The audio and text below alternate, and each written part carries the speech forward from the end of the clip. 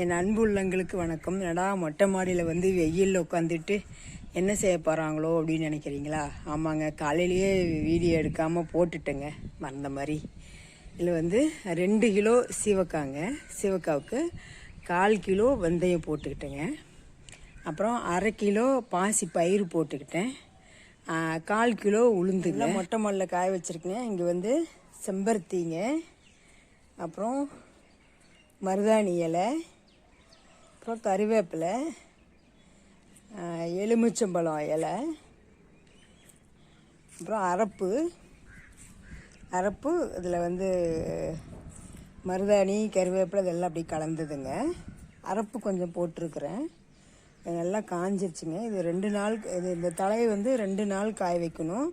அதுக்கு முன்னாடி, இது காய வைக்கிறதுக்கு முன்னாடி வந்து நான் என்ன பண்ணேன்னா, அந்த செம்பருத்தி இந்த தலைகள் எல்லாமே வீட்டுக்குள்ளேயே நிழல்லையே உணர்த்துனுங்க.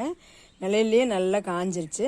இதில் நான் அரைக்க போகிறதுனால ஒரு நாள் வெயிலில் போட்டு அரைச்சி கொண்டு வந்துடலாம் அப்படின்னு சொல்லிட்டு ஒரு நாள் வெயிலில் போட்டிருக்கிறேங்க.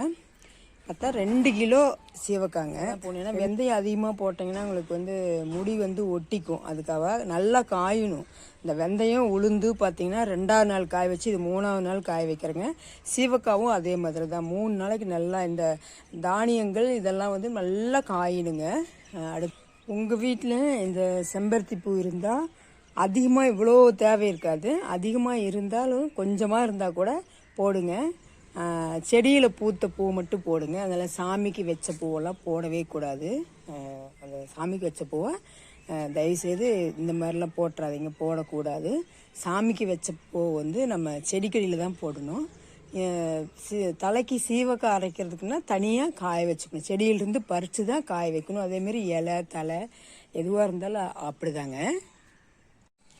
2 கிலோ சீவக்காய்க்கு ஒரு 50 கிராம் வெட்டிவேர் போடுறேங்க. இதை வந்து நம்ம ஒரு டப்பாவில் போட்டு வச்சுக்கலாங்க. இந்த மாதிரி தாங்க நான் அரைச்சிக்குவேன்.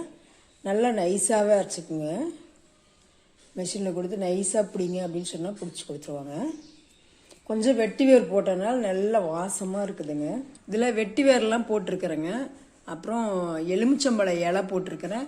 உங்களுக்கு தோல் கிடைச்சாலும் நீங்கள் தோல் போட்டுக்கோங்க. அதெல்லாம் போட்டோன்னா எலுமிச்சம்பழமெல்லாம் போடும்போது நமக்கு வந்து பொடுகு இல்லாமல் போயிடும். அப்புறம் மருதாணி இலை போட்டிருக்கிறேன். மருதாணி இலை வந்து நம்ம டை அடிக்க தேவையில்லை. அப்படியே மருதாணி இலை கொஞ்சம் அதிகமாக போட்டுட்டோம்னா அதுவே நமக்கு வந்து இந்த மருதாணி அந்த கலர் நமக்கு கிடச்சிக்கும்.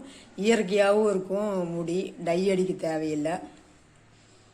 செம்பருத்தி பூவும் அதே தான். நல்லா காஞ்சு நிழல்லையே உணர்த்தி நல்லா காய வச்சோம் அப்படின்னு சொன்னோம்னா அதுவுமே அந்த முடி வந்து நரைச்சிருந்தா கூட அதுவும் கொஞ்சம் கலர் கொடுக்குங்க.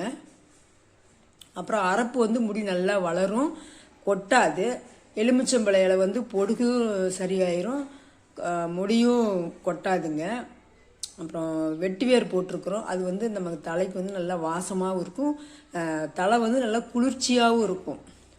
அது போட்டிருக்கிறேன். அப்புறம் கறிவேப்பிலை போட்டிருக்கிறேங்க. முடி வளர்ச்சிக்கு, முடி கொட்டுறது தடுக்கும். அந்த கறிவேப்பிலை அதுவும் போட்டிருக்கிறேன். அது மாதிரி இந்த மாதிரியெல்லாம் போட்டு நீங்கள் அரைச்சி வச்சுக்கிட்டிங்கன்னா வருஷத்துக்கு அப்படியே இருக்கும்.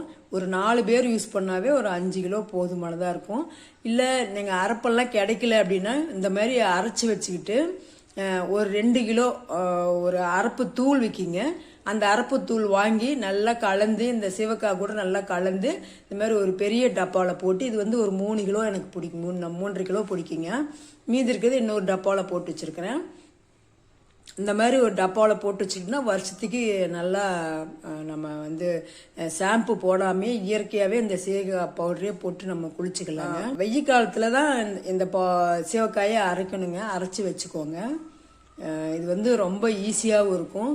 இதை நீங்கள் ஒரு முறை ட்ரை பண்ணி பாருங்கள். ட்ரை பண்ணி பார்த்துட்டு நீங்கள் தலைக்கு தேய்ச்சி குளிச்சுட்டு அதுக்கப்புறம் நீங்கள் என்கிட்ட சொல்லுங்கள். அவ்வளோ சூப்பராக இருக்குங்க.